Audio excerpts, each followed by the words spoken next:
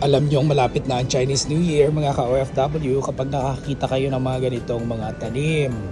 Ayan o, mga compiat ata ang tawag dito. Para siyang kalamansi mga ka-OFW pag green o. Tingnan nyo. No? Tapos eto, orange na orange yung ganitong kulay mga ka-OFW. Pero yung green niya, ayan, parang kalamansi. Tingnan nyo. Tapos may mga ano pa yan, may mga ribbon pa yan mga ka-OFW. So alam nyo na malapit na talaga ang Chinese New Year. Tingnan nyo yung ano niya oh, yung kanyang bulaklak. Parang kalamansi ano? Mag-comment nga kayo sa comment section kung familiar kayo sa tanim na to mga ka-OFW.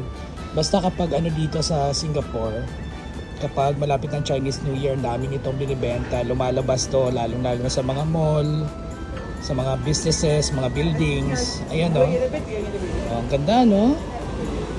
Wow.